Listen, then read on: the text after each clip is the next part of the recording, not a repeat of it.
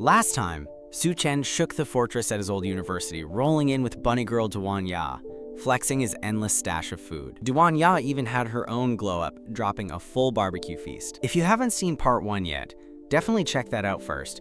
It covers chapters 1 to 20. But if you're ready, let's dive into part 2, chapters 21 to 40, where Su Chen goes even harder. So the new boss in town, this guy they call Brother Dao, lays out the rules for a little game. The stakes? Only the lives of 3 kids, threatened to be fed to monsters. And just as Su Chen warned, the floodwaters have arrived, turning their shelter into a tiny, isolated island. It's not exactly a great place to be trapped with a bunch of cannibals. One of the cannibals, Gao Qiang, is chosen to fight, but Su Chen notices something else at play. It seems some kind of mental power is messing with everyone's heads. And with that, the fight is on. Zhao Cheng seems way too confident for someone about to go up against Su Chen. He comes in hot, chains flying and everything, roaring like a beast. But Su Chen just stands there, completely unimpressed. Su Chen makes his move, so fast it's just a blur of light. He doesn't even seem to be trying. It's not even a fight, it's a beatdown. Su Chen just dismantles the guy with a series of precise, lightning-fast strikes. Gao Qiang is left twitching on the ground, completely neutralized. Another wannabe tough guy learns the hard way not to mess with the quiet ones. Meanwhile, the family at the center of this whole mess can only watch in terror. This is what survival looks like now. Brother Dao is absolutely furious that his champion went down so easily. He thought he was in charge here, but Chen just proved him wrong. So he switches tactics. If he can't win with force, he'll just try to rob them blind, demanding all their supplies. Su Chen calls him out and gets the rundown on their little system of contribution points. It's basically a scam to take everything from newcomers, but Su Chen isn't having it. He points out they already stole his group's food, so what's left to give? Just when things are getting tense, a new power enters the chat. And whatever this thing is, it has Brother Dao's crew absolutely terrified. Dwan Ya is stunned, but Su Chen seems to recognize this energy. This is the guy who was harassing them earlier, Mr. Sun. This new crew is on a whole other level of twisted. Their prisoners are literally gagged with spiked weapons. And this is their leader, sitting on a throne like some post-apocalyptic king. He makes Brother Dao look like a petty thug. He makes an example out of one of Brother Dao's men for failing. This is how he maintains control, through pure, brutal fear. The punishment is swift and merciless.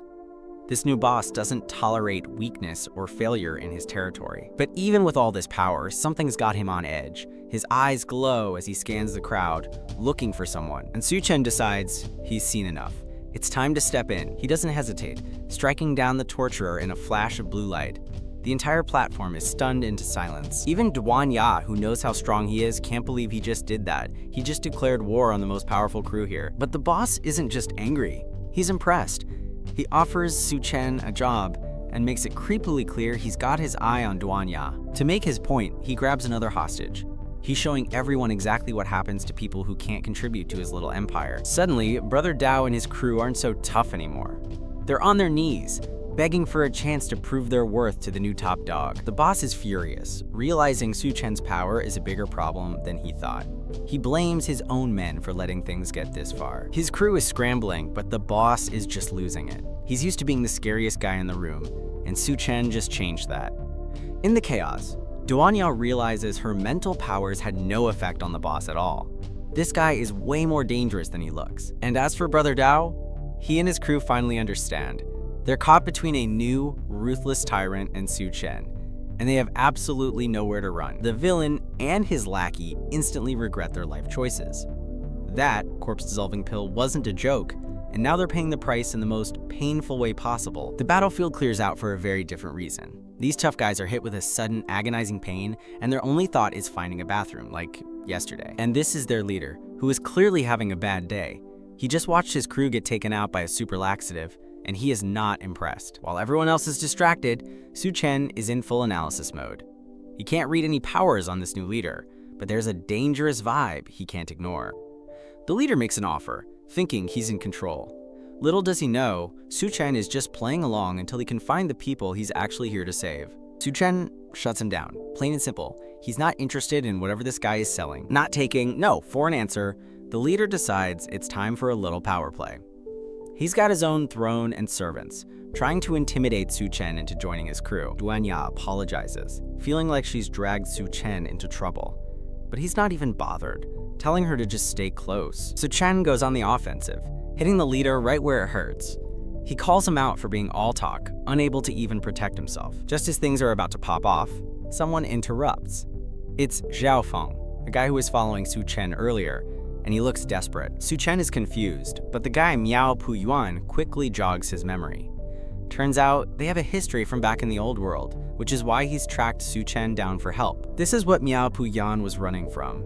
An entire building has been devastated, with strange energy still crackling in the sky, signaling a much bigger threat. Seeing the destruction, the boss's priorities shift.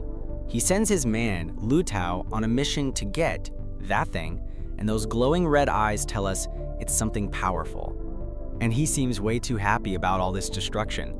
This guy clearly thrives on chaos. Let's just take a moment. In the middle of all this chaos, you have Dwan Ya, who is definitely making an impression. And yeah, the other survivors are noticing. It's a grim reminder that in the apocalypse, standing out isn't always a good thing. The old world is gone, drowned under this weird, glowing water. It's a beautiful, eerie, and totally wrecked landscape now. Welcome to the new normal. In this new world, even basic medicine is a luxury. They've got enough to get by, for now. But you can feel that, for now, is doing a lot of heavy lifting. Survivors have banded together in these makeshift shelters, trying to carve out some safety. And helping the wounded is a woman named Dwan Ya, who has a very unique sense of style for the apocalypse. It's not just about surviving day to day. It's about territory now. These guys are part of a field team, and they're not afraid to claim their turf. And they've got the confidence to back it up. They're ready to throw down with a rival group called the Hao Tribe head on. This is Dwan Ya, a guy who clearly knows his way around a firefight. He's getting an offer to join the team, and you can tell he's a big deal around here. And look who they just brought in from the wasteland. Underneath all that grime is a familiar face, and he looks absolutely stunned to be here. It's a full-on reunion. Dwan Ya is so psyched to see his old friend that he practically lifts him off the ground. You can feel the relief and joy coming off these guys. He's just back from a mission and ready to celebrate. In a world this messed up, you have to grab these moments with your friends when you can. But while everyone else is celebrating, Su Chen is just confused. Something is clearly not adding up for him. And then he sees her. It's Dwan Ya, the legendary cold goddess from his university, now dressed as a bunny girl. His brain just short-circuited. The shock is contagious. Everyone is losing their minds over the fact that their untouchable campus idol is here. And, well, look at her. Dwan Ya is understandably mortified by all the attention and just wants to change into something less conspicuous. Su Chen, ever the cool customer, just calmly agrees. Of course, not everyone is happy about how close Su Chen and the goddess are. The fan club is officially losing it, with nosebleeds of pure jealousy. Dwan Ya, being a good host, shows Dwan Ya to a room where she can finally change. Even in a shelter, a little privacy goes a long way. The friendly vibe shifts as Dwan Ya lays down the law of this new world. Survival isn't free. Everyone has to pull their weight and face the dangers outside. The guys figure someone as excellent as Dwan Ya should stay safe inside, just taking care of the wounded.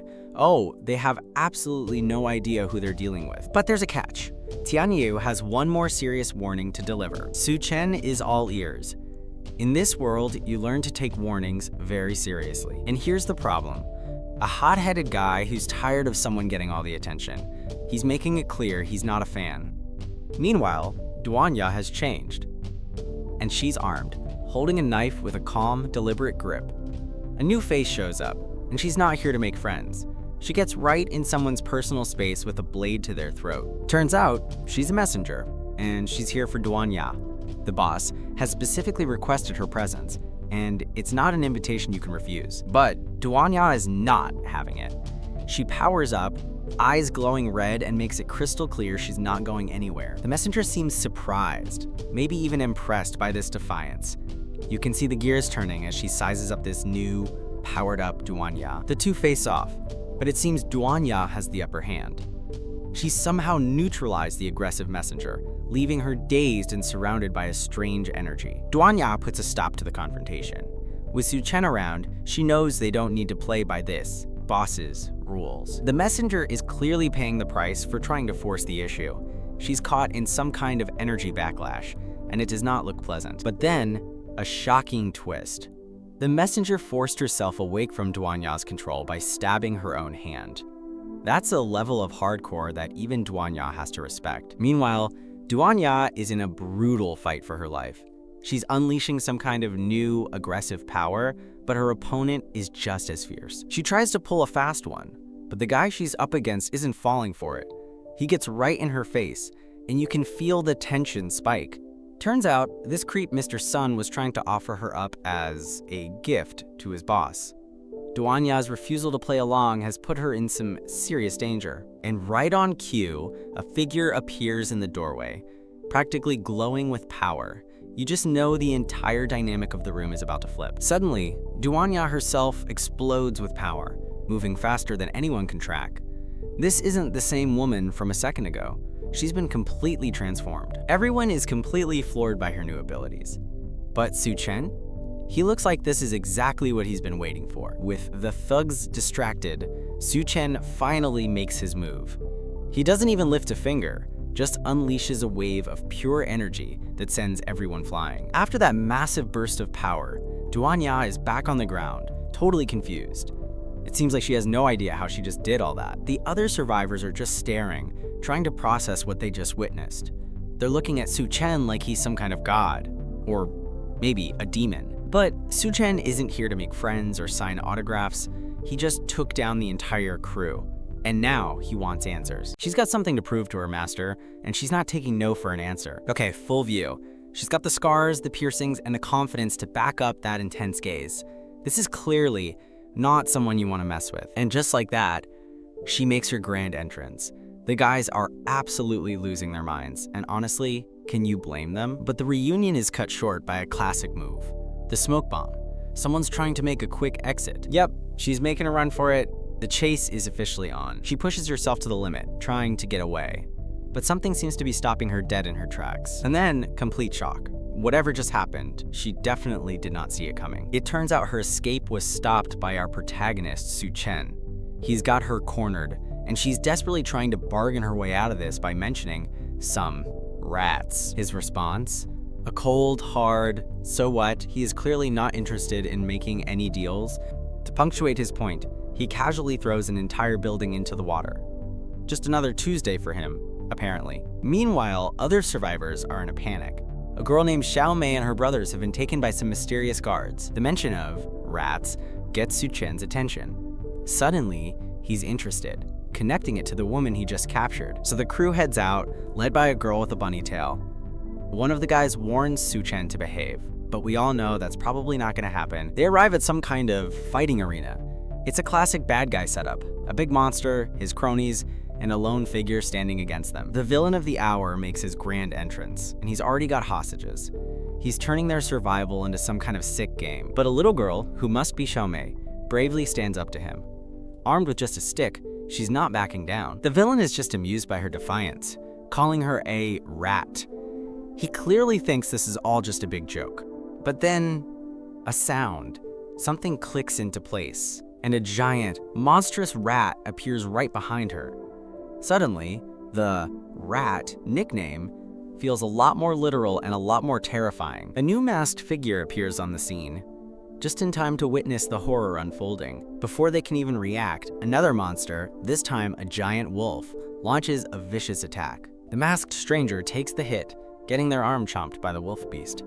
That's gotta hurt. In the chaos, the little girl is sent flying. And wait, is that a rat's head on her cloak? Things are getting weirder. We flash back to an earlier, simpler time. Two brothers are trying to feed their little sister, Xiao Mei, but their scavenged mushrooms look a little sketchy. Turns out, sketchy was an understatement. The mushrooms are growing inside a monster, and someone is still trying to grab them out of desperation. And the consequences are brutal. The family is in agony, seemingly poisoned or cursed, as a strange little spirit watches on. Back in the present, we learn the brothers were just desperate. They were trying to earn contribution points in a system that was clearly rigged against them. We see their last moments with Xiao Mei. They tell her to be good and wait for them to bring back food. having no idea they'd never return. And now we know the truth. The two hostages in the arena are Xiaomei's brothers, using their last breaths to tell her to run. This just got personal. The fight kicks off with a literal bang. It looks like someone is getting a super-powered kick right to the face. Meanwhile, these two guys are getting zapped by some kind of energy torture. They are clearly not having a good time. Their buddy can only watch in horror, screaming for his brothers. You could just feel the desperation. And what is this? Someone's riding a giant rat into battle, looking absolutely furious. This apocalypse just keeps getting weirder. The guy on the rat is giving it everything he's got. That's the scream of someone fighting for their life. He's channeling some serious energy through that staff. It looks like he's about to unleash hell. Turns out the giant rat was some kind of spirit wolf, and it just took a major hit. It's crying out in pain over this little girl on the ground. And this kid is just flying through the air with the most unhinged smile I've ever seen. This is getting chaotic. She's screaming for someone to hang on, tears streaming down her face. The stakes are getting incredibly high. The little girl is cornered by this giant beast squeaking in terror. It's a total nightmare scenario. Just when you think it can't get worse, one of the villains lands a brutal direct hit. That is definitely gonna leave a mark. And this guy is just loving it. He's laughing his head off, mocking the kid for even trying to be a hero. The little girl is completely helpless, crying for her dad as this monster closes in. It's a truly desperate moment. Her family is being tortured right in front of her while she can only watch and cry. This whole situation is designed for maximum cruelty. But then, a flash of blue light. It looks like our hero, Su Chen, has finally had enough. And just like that, the monster is literally blown to pieces. That's what you call a power move. The little girl can only watch in total shock. She's never seen anything like this before. Even the bad guy's crew is stunned. They're realizing they might have underestimated their opponent, calling him impulsive for jumping in. The main villain is speechless, but Su Chen is completely unfazed. He's basically thinking, "That's it? Is that all you've got?" Well, that calm confidence really ticked him off. The villain is furious now, promising to end this. And with a massive crash, a giant, mysterious gate slams shut, trapping them all inside a new arena. The sound echoes, sealing their fate. There's no escaping this. Su Chen finds himself in some kind of pocket dimension, surrounded by menacing red eyes. But he just stands there, cool as ever. And then, a voice echoes through the darkness, making a powerful promise. "I'll fulfill your wish." These survivors just barely made it out of the fresh hell they were in. They look relieved, but you can tell they've been through it. Turns out, they owe it all to a little girl named Xiaomei. It seems like even at the end of the world, you can find heroes in the most unexpected places. But saved is a strong word. Xiaomei looks like she's seen things no kid should ever have to.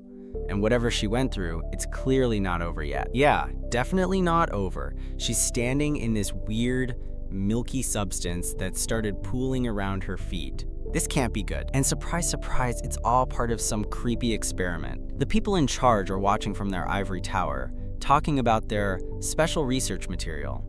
That's a pretty cold way to talk about a person. The material in question? Su Chen, of course.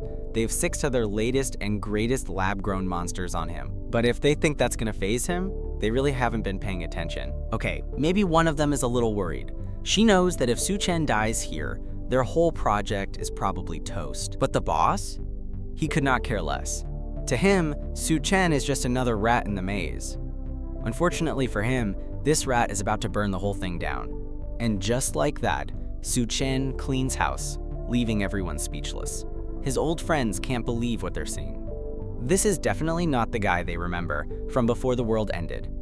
Upstairs, the welcoming committee is getting impatient. This guy looks like he's in charge, and he is not happy about the delay. But Su Chen isn't here for a party. He's still on the hunt for a crystal nucleus, and this place is another dead end. You can see the frustration setting in. Suddenly, a voice cuts through the tension over a loudspeaker. Someone's trying to get everyone's attention, and they don't sound very healthy. Su Chen is being summoned to the main stage. The whole setup looks super ominous, with a throne and a bunch of shady figures waiting for him. And the person on the mic, they've got that classic "I'm the villain" smirk. You just know they're enjoying this. The order comes down. They want Su Chen's old friends Lao Guo and Tian Yue to bring him in personally. Talk about putting your friends in an awkward position. One of the boss's top goons seems to be enjoying Tian Yue's panic a little too much. He makes it clear that Su Chen is now their target. and Tian Yue is expected to help. Su Chen, ever the cool customer, tells them not to worry. His friends, on the other hand, are clearly freaking out, but Dwan Ya refuses to leave his side, no matter what. Dwan Ya makes her position clear. She's Team Su Chen all the way. As long as he's here, she's not going anywhere. The goon keeps twisting the knife, trying to turn Tian Yue against his friend. He's basically asking, are you loyal to your brother or to the boss who's keeping us alive? And now we find out why they're all so desperate. They're hooked on a drug that gives them strength, but it comes at a terrible price. It's a classic deal with the devil. Power now, but the drug is literally draining their life force. If the supply runs out, they wither away into nothing. And right on cue, Su Chen makes his move. He offers Tian Yue an alternative, a way out of this trap. It's a huge gamble, but it might be his only real choice. But the pressure is too much. Forced into an impossible corner, Tian Yue makes his decision. And it's not the one Su Chen was hoping for. The bad guys are absolutely loving this drama. For them, watching a friendship fall apart is just part of the entertainment. With Tian Yue seemingly out of the way, the main event can begin. The enforcer comes crashing down, ready to end this. But today, things are going to be different, because in a shocking twist, Tian Yue turns on his masters. He's had enough of being a pawn in their game and is done being treated like a dog. He's finally choosing a side, and he's choosing his friend. It's a massive risk, but he's done being controlled, and the enforcer is absolutely furious. In his world, betraying the boss is a death sentence. But it looks like Tian Yue is finally ready to fight for his own freedom. So the guy who ate the crystal, Gao Qiang, is having a bit of a moment. He's realizing the power-up from his new boss came with some serious strings attached, and he is not having it. While everyone else is losing their minds, Su Chen seems totally unfazed. It's like he's seen this all before. He's just ready, and you can see it in his eyes. This isn't just a fight.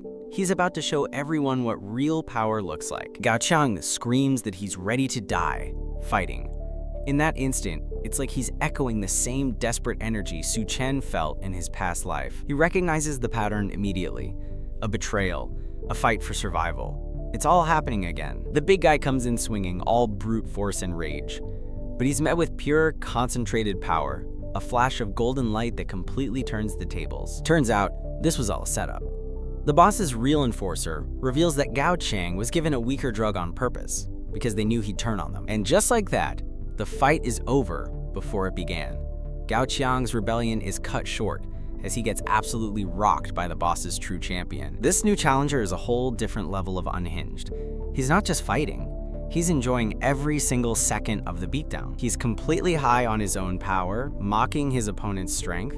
This guy clearly thinks he's untouchable, but Gao Qiang isn't done yet. He's trying to tap into some new power, but it looks like the energy is tearing him apart from the inside. And then something clicks.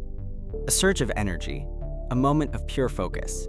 The game is about to change. Suddenly, a new player enters the ring, and from the looks of that kick, they are not here to talk. It's Su Chen. He drops in and immediately neutralizes the threat with brutal efficiency.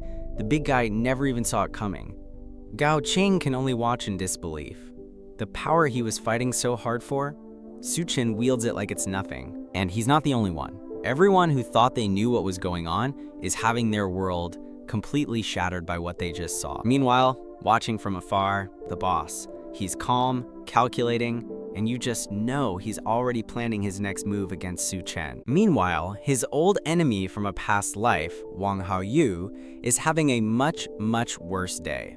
Su Chen's revenge is served cold, and from across town. Across the city, in a high-tech lab, some very serious people are running experiments, and their lead scientist has his eye on a new subject. He's been watching Su Chen, and he's impressed. A recent display of strength has definitely gotten his attention. So he makes his pitch, an invitation to become the first perfect human. Sounds legit, right? Su Chen's not buying it. He calls it like he sees it. This isn't evolution, it's a lab rat experiment. But the scientist isn't offended. He's thrilled that someone finally gets the scale of his ambition, even if they're mocking him. Su Chen doubles down, cutting through the grandstanding. To him, it's not deep, it's just dumb. The scientist seems to take that personally. You can almost hear the gears turning as he reconsiders his approach. His two top enforcers are on high alert. The target has arrived, and they're ready to engage. And they don't waste any time saying hello. But Su Chen is way too fast. He's already moving before the shot even connects. Unfortunately for this guy, he wasn't so lucky. The shot finds a different, very surprised target, and that's when things get weird.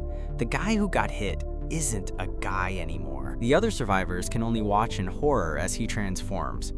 This definitely wasn't in the apocalypse brochure. Even Su Chen's allies are floored. This is next level mad science, and they've just walked right into the lab. Su Chen quickly sizes up the situation. The new creature is all instinct, all aggression, a mindless killing machine. Fueled by some kind of combat drug, the monster is a walking nightmare of eyes and muscle, and it's ready to tear the room apart. Back in the control room, the scientist is loving the show. He thinks this monstrosity is proof of his genius. Su Chen has a slightly different opinion. He makes his feelings on this. Greatness, crystal clear. The insults finally get to him. The scientist drops the facade and gives the order, kill him and take his genes. The monster lunges, a blur of teeth and rage. But Su Chen is locked in, completely focused. He gets knocked back hard, and for a second it looks bad. His team can only watch, helpless. But Su Chen isn't just taking the hit. He's absorbing the energy, demanding more. With a surge of his own power, he brings the monster's attack to a dead halt. He overpowers the creature's weapon and gets ready to deliver a little shock therapy of his own. His counterattack is brutal and direct, right down the throat. The energy erupts from the inside, a contained explosion of pure power. And just like that, it's over. Su Chen stands calm and collected, his eyes glowing, while the monster is history. His friends are speechless, but the scientist is just getting more intrigued. This experiment just took a very interesting turn. So the guy who ate the crystal, Gao Qiang, has gone full monster mode. Turns out the drug that gave him powers also has some serious healing capabilities, making him one tough creature to put down. And of course, with great power comes a massive ego. He's gloating about the power of evolution, completely convinced he's become the next step in the food chain, and that no one can touch him now. Su Chen, however, is not impressed. Instead of some epic standoff, he just dives headfirst into the monster's mouth. He's clearly over this fight and ready to end it in the most direct way possible. From inside the beast, Su Chen lands a devastating punch. You can feel the impact as he starts to literally tear the monster apart from the inside out. Gao Qiang's body is racked with pain as Su Chen's energy rips through him. The monster that was so confident a second ago is now just screaming as it gets destroyed from within. Even in the middle of a fight, Su Chen is thinking strategically. He knows superpowers are a new thing, and the fewer people who know what he can really do, the better. Meanwhile, we cut to a mysterious figure in a lab, watching the whole thing unfold on a monitor.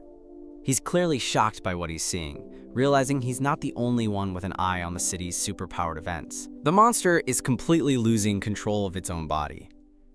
It can't understand what's happening, as Su Chen's power overrides its own biology, turning its evolution against it. And here's the big reveal. Su Chen's pocket dimension isn't just a cosmic storage unit for snacks and supplies. It has other, far more dangerous applications. Unleashing his full power, Su Chen summons a storm of jagged rocks directly from his personal space. He bombards the monster in a brutal, overwhelming assault. His allies, Captain Baichang and Dwan Ya, can only watch in complete shock. The sheer scale of Su Chen's power is beyond anything they could have imagined. Back in the lab, our mysterious observer is sweating. He's trying to figure out Su Chen's game, but he's completely baffled by this unpredictable display of force. After the dust settles, Su Chen sits calmly amidst the destruction. The battle is over, and he's left alone on a throne of rubble he created himself. His crew is just trying to process what they just witnessed. The quiet aftermath is almost as stunning as the fight itself, leaving them speechless. As Su Chen surveys the scene, the onlookers finally put it together. He didn't just survive the monster, he single-handedly obliterated it. The scientist in the lab completely loses his cool. He sees Su Chen's power as a personal insult, and he's not about to let this mysterious player go unchallenged. But Su Chen hears the distant threat and just smirks. He's completely unfazed, sitting there like a king who's just been mildly annoyed by a court jester. Powering up, Su Chen makes his own declaration. This new enemy just made a big mistake, because he has no intention of letting any of them get away either. Meanwhile, a new crew finds themselves in a tight spot, including a woman in a bunny suit, which is a choice. And it looks like their night just got a lot worse. They're completely surrounded. The things that have them cornered? They're called rat men, and they used to be human. It seems a little trip to a science lab had some memorable side effects, but Su Chen is already 10 steps ahead, his eyes glowing with power. He's identified the real threat behind all this chaos. His target is a man named Liu Heiyun. Su Chen basically tells them, hey, you got this, and dips out to handle the big boss. Their faces pretty much say it all. He wants us to do what now? Su Chen's philosophy is simple and brutal. Be useful or get left behind. For the woman he just left in charge, failure is not an option. She knows exactly what's at stake. Luckily, she's not totally on her own. Her friends are stepping up, ready to back her play. And just like that, she takes her first step. With a little power boost of her own, it's time to see what she can do. She steps up as the new leader, asking the terrified survivors to trust her. She's going to need all the help she can get. Her plan is to literally mind control the entire horde of rat men. It's an insane move, and you can see the strain as she pushes her powers to the absolute limit. And up in his high-tech tower, the man pulling the strings isn't impressed. He sees them as nothing more than food for his pets. Meet Liu Heiyun. He's the guy Su Chen is after, and he's got that classic mad scientist in a lab coat vibe down perfectly. While Liu Heiyun was monologuing, Su Chen was busy making his entrance. He's already taken out security and is breaking into a very important room. The alarm bells are ringing, and Liu Heiyun decides it's time to handle this personally. He orders his team to get him prepped for a fight. Su Chen finally reaches the heart of the lab. It's a hallway lined with glowing containment pods, and you just know nothing good is inside them. And what's inside these tanks? Pure nightmare fuel. This one looks like it's trying to scream. Each one is more grotesque than the last. You can just feel the agony and rage coming off this thing. This is what Liu Heiyun has been creating in his lab.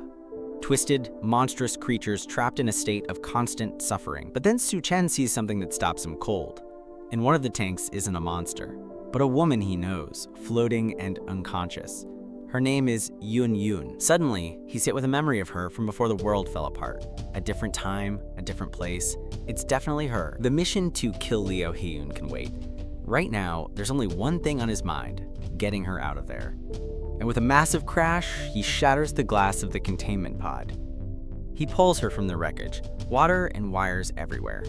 She's alive, but barely. She starts to come to, her eyes fluttering open, and the first thing she does is recognize the man who saved her. He gives her a simple promise. He's getting her out of this hellhole, no matter what. But her first request isn't for a doctor or for answers. She just looks at him and says she's hungry. Su Chen is clearly thrown off. After everything she's been through, that's the one thing she needs. But their moment is cut short. Liu Heiyun finally makes his grand entrance, and he is not happy to see his prize experiment being carried away. He calls her his perfect work of art, revealing just how twisted his obsession is. But Su Chen isn't about to hand her over. Su Chen holds her close, his expression hardening. He just broke her out, and he's not letting anyone take her back. Su Chen makes his move, grabbing the mysterious bandaged woman. But he's not just saving her. There's a strange energy flowing between them, and it's not clear who's in control. She's clearly terrified. And just as Su Chen holds her, a new challenger appears, looking absolutely furious. The guy with the glasses loses it completely, screaming that she's his woman. He's not just yelling, he's launching himself right at Su Chen. It's a full-on power clash. The new guy unleashes a massive attack, but Su Chen barely seems to notice, effortlessly shielding the woman in his arms. But instead of a huge impact, the attacker just stops, completely stunned. Whatever he was expecting to happen, this wasn't it, because in the middle of the fight, Su Chen just kisses her. It's a total power move, and it completely hijacks the situation. And it turns out, she's not fighting it. She tells him this is what he owes her, revealing a complicated history between them. The kiss seems to have knocked her out cold. As she drifts off, someone calls her name, Yun. Meanwhile, the other guy is reaching his breaking point. Watching all this go down has pushed him over the edge. He's not just angry anymore. He's literally tearing himself apart. He's unleashing some kind of monstrous power from within. His body contorts and expands, crackling with raw, uncontrollable energy. He's not human anymore. The transformation continues, giving him monstrous claws charged with destructive power. And here's the final form, a terrifying wolf-like beast, radiating power and ready to kill. He has one word for Su Chen: die. Su Chen's reaction to this new monster? He looks completely unimpressed. He just calmly holds Yun, as if this is all just a minor inconvenience. He's practically daring the beast to attack. It's the ultimate show of confidence from a guy who knows he's on another level. After everything she's been through, Dwan Ya is completely wiped. Su Chen's there to patch her up and offer the best medicine he has, apocalypse-grade chocolate. You know things are about to get serious when the eyes start glowing purple. Whatever he's looking at, it just made a very, very big mistake. So this giant spirit wolf thing shows up, but it's not attacking him. It's asterisks with him. He channels that power into a single punch, and boom, problem solved. He unleashes this insane power, and his only thought is, that's it? The level of confidence is just unreal. He was clearly hoping for a better fight. Even during a tense moment, Su Chen has his priorities straight: finish the chocolate. But the question hangs in the air, and that look in his eyes says his answer is going to be complicated. No hesitation, he owns his decision completely. That's the look of someone who knows exactly what they're doing, for better or for worse. Talk about making an entrance. She's not about to be in anyone's debt, so she's paying him back the only way that makes sense right now, by taking out the trash downstairs. And this is what she can do. With a single move, she unleashes a wave of energy that just decimates the horde below. She's not the one who needs protecting anymore. Okay, something's not right. The power is surging, but it's not a clean transformation. It's chaotic, and everyone can see this is going sideways, fast. This is not the kind of power-up you want. He's literally being cooked from the inside out, screaming in agony, and his crew can only stand there and watch, completely shocked. So the transformation is over, and the result is a giant woman just casually passed out in the middle of the city. The other survivors are, understandably, freaking out a little. And that's how you finish a fight. Not with a bang, but with a stomp. That little monster never stood a chance. Just when you think it's over, a new threat appears. A whole swarm of these creepy, glowing-eyed rats. And they're not just on the ground, they're coming for her. Yeah, those are rats. If rats were nightmare fuel, the size of dogs, and moved like a tidal wave of teeth and claws, the city has a brand new pest problem. This is what happens when you get caught by the swarm. The attack is so vicious, so painful, that he's not screaming for help, he's screaming for someone to just end it. There's no fighting back, just pure, absolute terror. This is the horrifying reality of the new world. Sometimes, there's no heroic escape. The giant woman is awake, but she's not in control. It's a blind, screaming rampage, and everyone in her path is just trying to survive. She's become a natural disaster, and then it clicks. Su Chen finally understands what he's up against. This isn't just random chaos. There's a power behind it all, and he's seeing it for the first time.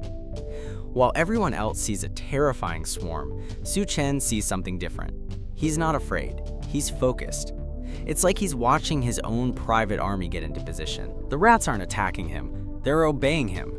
He's literally covered in them, using them as an extension of his own will to send a message to whoever is really in charge. The transformation takes hold, twisting flesh into a living weapon. He's becoming something else entirely, a monster fueled by combat drugs, and he seems to be embracing it. This is the new form's full power on display, a chaotic storm of phantom wolves, all under the control of the monster at its heart. The transformation is complete. With a final surge of power, the beast breaks free, ready to unleash its new strength. And there it is, the alpha of this new nightmare pack. It's huge, powerful, and it's not alone. He's not just a monster, he's loving it. He believes this new body makes him invincible, an immortal beast.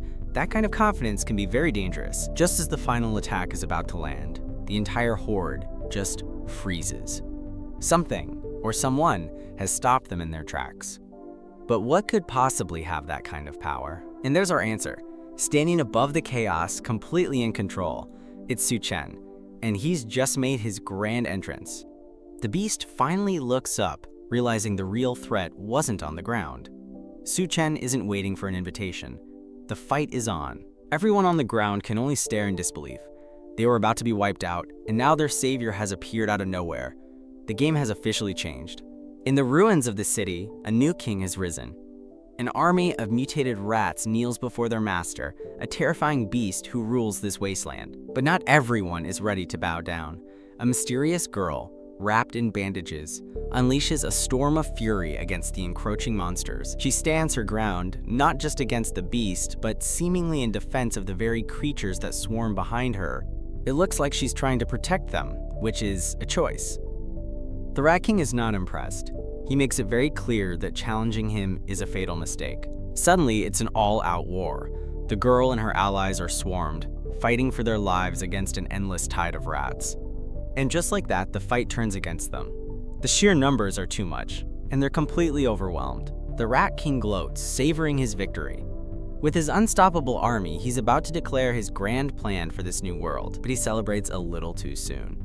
In a flash, Su Chen appears, rips the crystal nucleus right out of the king's champion, and powers up. The Rat King and his general can only watch in disbelief. Their whole plan just fell apart in seconds. Su Chen just looks at his prize, completely unfazed. He stole the bad guy's power source and basically just said, "Thanks for the upgrade." Giant, glowing-eyed rats start pouring out of the woodwork. These aren't your average city pests.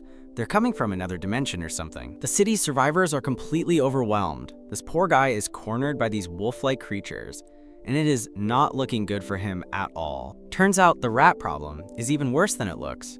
They can slip through any crack, making nowhere safe, and the survivors are starting to lose it. A veteran survivor tries to warn everyone about the drainage tunnels, but it's too late. The monsters are already here. The ground itself starts to break as these creatures pour out from below. The survivors are fighting for their lives, but they're outnumbered and outmatched. In a moment of pure desperation, one of the older survivors makes a sacrifice. He tells his friends to run, facing the horde alone to buy them a few precious seconds. And then, the real horror sinks in. One of the monsters isn't just a random beast, it's a young girl they all knew, Xiao Mei, twisted into this grotesque form. Suddenly, the ground shatters with an immense force. Something big just happened. A man desperately tries to protect a small child as the chaos escalates. He's already injured and exhausted, but he's not giving up. Another survivor is completely surrounded, fighting off the wolf-like monsters with everything he's got. He's bloodied and cornered, but he's still in the fight. But his stamina is fading fast. He's at his absolute limit, barely able to even lift his arms anymore. Everywhere you look, it's a losing battle. Survivors are being overwhelmed, transformed, or simply devoured by the endless horde. Just as all hope seems lost, a lone figure appears on top of the stadium. What they do next is so incredible, the survivors can only stare in awe, calling it the work of a god. The sheer shock of the moment is written all over this survivor's face. He can't believe what he's just witnessed. A massive vortex of dark energy erupts from the stadium. From within the chaos, a terrifying new monster begins to take shape. And there he is, the big boss himself, the Rat King. This shadowy figure is on a whole other level of terrifying. The Rat King immediately asserts its dominance, facing off against another powerful creature. The air crackles with energy as two titans prepare to clash. With a sinister grin, the Rat King summons its own army of shadow beasts. It's clear this thing isn't just a monster, it's a commander. Watching from the sidelines, this woman fears the worst. She's wondering if their mysterious savior, Su Chen, has actually failed. The Rat King looms over her, its presence completely overwhelming. It feels like the end of the line. But then, the monster speaks. In a shocking twist, the terrifying shadow creature tells her not to be afraid, claiming to be someone she knows. And the penny drops. That monstrous, godlike being is Su Chen. The shock, relief, and confusion all hit her at once. Su Chen's new form continues to coalesce from the swirling shadow energy. He's becoming something far more powerful than just a human. But this power comes with a price. Su Chen reveals he's in a constant battle for control, fighting to keep the Rat King's consciousness from consuming his own. With a confident smirk, Su Chen declares he won't be consumed. He's not just holding on, he's planning to absorb the Rat King's power for himself. In the crowd, someone finally recognizes the figure at the center of all this chaos.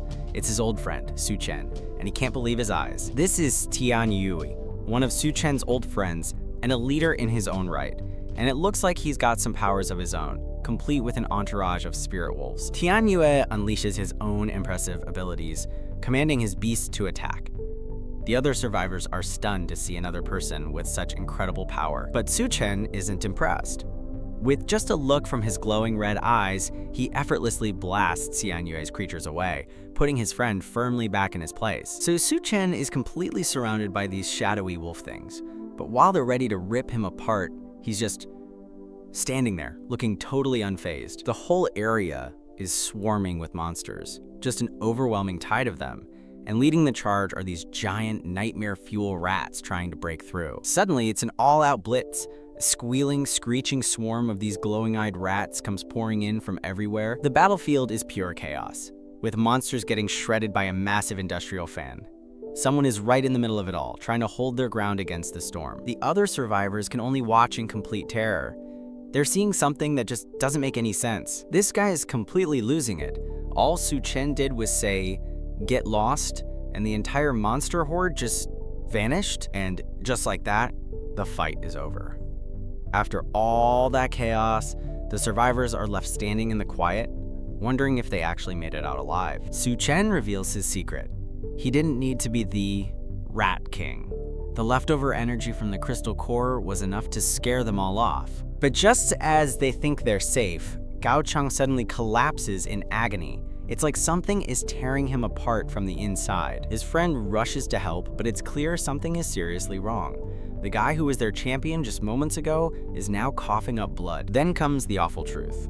The combat drug Gao Chang took wasn't just a power-up, it was poison. It's a brutal trade-off. The drug gives you incredible strength, but every time you use it, the poison sinks in deeper. Seeing his allies suffer, Su Chen has to figure out a way to stop it. The question is, how do you save someone from a power that's actively killing them? In a world gone completely to hell, Su Chen is just trying to get some work done. Of course, work now involves dodging zombies while you check your email. Just another Tuesday in the apocalypse. His search leads him to a new destination, a place he's only heard about from an old friend. He's pretty sure this is the lab Yun mentioned. This can't be good. And right on cue, the place gives off some seriously bad vibes. Whatever's behind this door, it's powerful, and it does not feel friendly. The inside is even worse, like stepping into a void. It feels less like a building and more like a trap just waiting to be sprung. He takes a single step inside, and the lab itself seems to react to his presence. And strange energy washes over him, but it's not an attack. It feels different, like he's being pulled into something he can't see. The intel said this place just held a corpse, so he's more than a little surprised to find someone sitting at a desk looking very much alive. He recognizes her as someone named Classmate Liu, but she plays dumb. Yeah, something is definitely off here. And then it clicks. He's not just Kin the lab, he's seeing it all through someone else's eyes. He's trapped inside a memory. Okay, new plan? If he's stuck in this guy's head, he might as well look around and see what he can find. The woman from the memory, Professor, starts making a move. Su Chen knows this is a distraction, but he has to figure out what's really going on. For now, he has to play along. He's in too deep to back out now. And there's the confirmation. He's not in just any memory. He's inside the mind of Liu Heiyun, the infamous mad scientist. Things get even weirder as the professor seems intent on some very hands-on studying. This memory is getting way too personal, way too fast. But then, the conversation takes a sharp, creepy turn. She starts talking about a parasitic organism that completely controls its host. It's a parasite that hijacks a crab's body and forces it to serve the parasite's needs. Totally normal topic for a late-night study session. She calls it coexistence, but it's pretty clear she's not just talking about crabs anymore. This feels like a threat. She gets closer, blurring the line between seduction and a warning. The man whose memory Su Chen is in, Liu Heiyun, is clearly not comfortable. The pressure is on, and it's not just academic. She's testing him, pushing all his boundaries, and then she goes for it, impressed that he knows so much, and that he's in such good shape. This situation is getting completely out of hand. But Liu Heiyun isn't just some flustered academic. He flips the script with a sudden confidence that is genuinely chilling. Suddenly, he's the one in control. The hunter has become the hunted, and she seems surprisingly into it. A sharp, creaking sound echoes through the room, breaking the tension. The memory shifts, revealing a much softer, more intimate moment. This is Yun, and her relationship with Liu Heiyun is clearly complicated and tender. But the tender moment is cut short, as the world outside goes insane. The moon turns a strange color, and an unbearable heat wave begins. The heat is relentless, pushing everyone inside the lab to their absolute breaking point. The lab becomes a sweatbox, and the once confident professor is now broken and alone. Whatever happened during that heat wave, it hit her hard. As if the heat wasn't enough, their food supplies start to run dry. Desperation begins to set in. And with desperation comes violence. A fight breaks out over the last of the food, and it gets ugly, fast. But Liu Heiyun doesn't just defend himself, he enjoys it. This is the moment the professor becomes the monster. The first horrifying step on the path that led to his twisted experiments. Meanwhile, Su Chen's ex, Zheng Xiaotian, is going through some changes. Chained up and mutating, she's in a battle for her own mind against a parasitic consciousness. And it looks like the parasite is winning. Su Chen arrives to find the entity fully in control. He's not here to talk, he's here for a forced eviction, straight from her brain. Realizing it's cornered, the parasite tries to bargain for its life. It pleads and begs, even offering up its power as a desperate final gambit. But Su Chen knows exactly what he's dealing with. A parasite called Saculina. Once it takes over a host, the original person is gone for good. There's no room for negotiation. Su Chen decides on a more direct approach, preparing to rip the parasite's consciousness right out of her. Did it really think he'd show mercy? Su Chen doesn't do second chances. And just like that, the entity is obliterated, wiped from existence in a brutal cloud of dust and gore. The good news? The extraction leaves behind a brand new crystal nucleus, the source of the parasite's power. A clean, successful operation. Or maybe not so perfect. In destroying the parasite, he also destroyed the host, and his only lead on an antidote he desperately needs. So to recap, Saculina, a nasty parasite that steals bodies and power. One down, but the cost was higher than he expected. After the cataclysm, the world looks different. Survivors trek through the flooded streets, just trying to make it to the next day. Everyone's looking for a safe haven. And here's Dwan Ya, looking cool and collected as always. Her friend, on the other hand, is completely stunned to run into her. You can just feel the history between them. Dwan Ya explains Su Chen's big plan. He's moving a group of medical students to a new safe zone. With the university overrun by monsters and doctors being a super rare resource, it's a smart, if risky move. But the journey is taking too long for some people. This girl is starving, officially over it, and she's decided to find Su Chen herself. Dwan Ya puts a stop to that idea. Fast, she grabs her friend and, wait, is that electricity? Looks like someone got a power-up while we weren't looking. Dwan Ya lays down the law, plain and simple. In this world, falling in line can be the difference between life and death. Ah, the classic, it's for your own good. That line never means anything good is about to happen. And just like that, the tables have turned. Now it's Dwan Ya on the floor, looking completely stunned as Su Chen stands over her. Well then, it seems Su Chen is feeling the heat. Overcome by some new power or impulse, he just goes for it, and Dwan Ya gets swept up in the moment. But wait, it's a flashback. The intensity of the kiss throws Dwan Ya back into a memory of another fight, another desperate moment. Back to reality, Su Chen explains his logic. In a world where even the plants are mutating, doctors are more valuable than soldiers. Su Chen isn't just gathering fighters, he's building a society. He's got specialists on his team, ready to contribute to their new base. And let's not forget Su Chen's ultimate cheat code, his personal pocket dimension. He just casually yoinked an entire laboratory's worth of equipment. Oh, and he also unlocked a new skill tree, Ice Magic. It's only level 1 for now, but Su Chen is already thinking about how to grind some XP. The group moves through the city streets. They're on high alert, because trouble is never far away. He also gained a second, much creepier ability, mental perception. It's basically a danger sense fueled by a monster's thirst for blood, and it's about to come in handy. His new perception lights up the building like a Christmas tree, revealing heat signatures hiding inside. It's an ambush by a group called the Devourers. But the ambush isn't even the main event. One of the guys spots something else happening outside, and it's not good. It's a gruesome display. A woman's body, strung up from a traffic light for everyone to see. Someone is sending a message. For two survivors in the crowd, this isn't just a random horror. They recognize the victim. It's the young girl, Xiao Mei. Her friend is overcome with rage, screaming for answers. But Su Chen just watches, his expression cold and calculating. Their grief turns to outrage. This wasn't just some random girl. Xiao Mei was a hero who had saved their lives. It just doesn't make sense. In a world full of monsters, who would target a kind-hearted hero like her? Then, a memory. a flashback to the moment Xiao Mei became their hero, saving them from certain death. She had used some kind of power, firing 2 glowing projectiles to save them from their attackers. The arrows found their mark, taking out the men who had cornered them. A clean rescue. They remember the terror of that moment, ambushed, surrounded, with no way out, until she appeared. But she wasn't alone. A massive, terrifying monster fought alongside her, tearing their enemies apart. But the memory twists into a nightmare. The monster reveals the truth. Xiao Mei wasn't a hero. She was bait, used to lure in kind-hearted people. People just like them. Okay, so things are getting dark. A monster has a woman cornered, and his intentions are not great. She's terrified, and it looks like no one's coming to help. A brave, but probably foolish, guy tries to step in and play the hero. The monster, however, is not impressed, and gets ready to crush him like a bug. Just as things look their absolute worst, a mysterious energy erupts from the woman.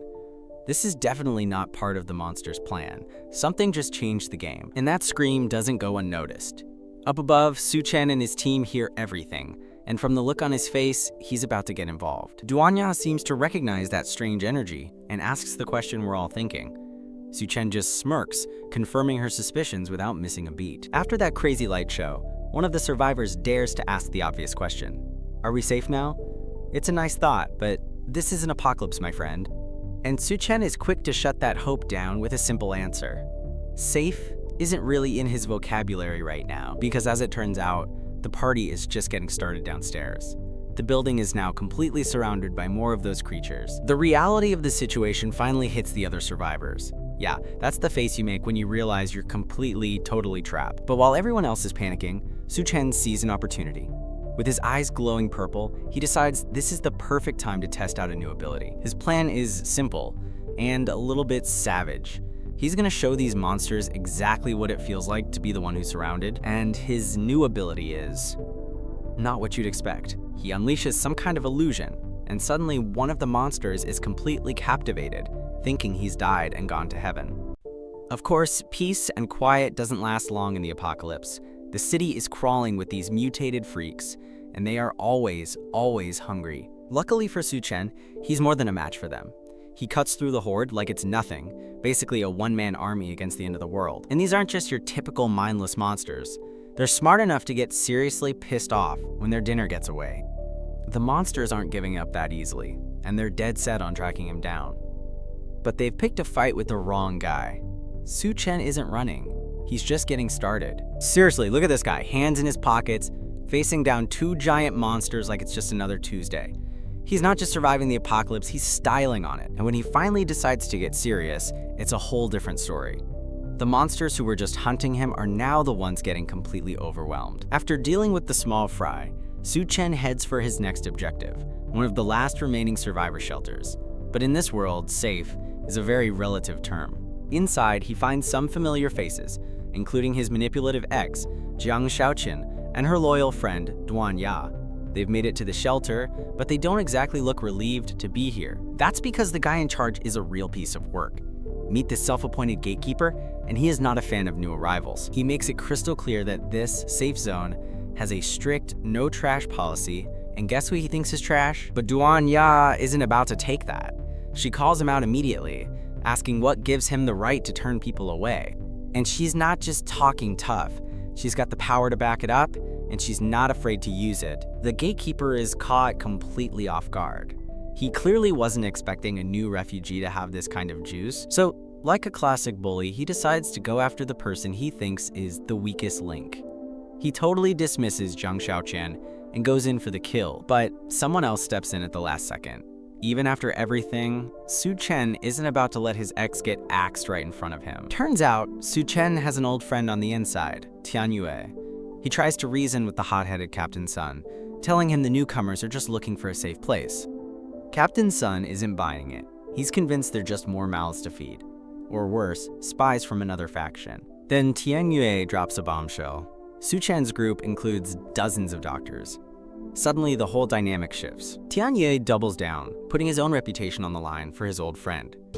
He knows exactly how valuable doctors are in this new world. You can see the gears turning in Captain Sun's head. His own men are practically begging him, because their shelter is desperate for medical help. He finally relents, but makes it clear they're on thin ice. One wrong move, and they're out. As Su Chen and Dwan Ya walk through the shelter, it's obvious why they need help so badly. The place is a chaotic mess, full of desperate and injured people. Su Chen can see their whole system is broken, built on contribution points, scam that's basically worthless. He tells his friend they're focused on all the wrong problems. And the first real problem is waiting for them at the clinic. They have patients with a bizarre, unknown affliction that no one can figure out. It's worse than they imagined. A young woman named Xiao Mei is covered in strange, mutated mushrooms, and she's not the only one. Dwan Ya, who works as a medic, explains the grim situation. Xiao Mei ate some of the mushrooms out of desperation, and now they're consuming her from the inside out. Of course, Su Chen knows exactly what this is. He warns everyone that it's not just the animals that have mutated. The plants are now a deadly threat too. As he looks at the chaos around him, Su Chen knows this is just the beginning. He's seen the future, and it's filled with carnivorous plants, lab-grown super monsters, and humanity turning on itself. And speaking of humanity turning on itself, a new crew rolls into town, and they're not here to make friends. Their idea of an entrance is plowing through a crowd of survivors, just for fun. While some guys are out here losing their minds and spraying bullets everywhere, our hero just stands there, totally unimpressed. This is just another Tuesday for him. Someone's starting to connect the dots and ask the right questions. And judging by the sweat drop, the other guy really wasn't ready for that conversation. So we have a new villain on the board, and he's a real piece of work. The city lord's son apparently thinks the apocalypse is his personal demolition derby, with people as the speed bumps. Most people would be horrified, but Su Chen? He just sees an opportunity. This guy's cruelty just made him a brand new target. A new crew rolls up, and their entrance is explosive, to say the least. While one guy is clearly enjoying the chaos a little too much, a young girl is caught in the middle of it all. The girl, blindfolded and weak, says she's starving, but the way this guy is looking at her, it's pretty clear he's got something else in mind. The new guy is losing it, but Su Chen steps in, calm as ever.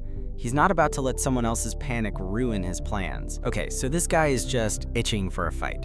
He's practically begging for someone to challenge him, and he seems pretty confident he'll win. But wait a second. That helpless, blindfolded girl doesn't seem so helpless anymore.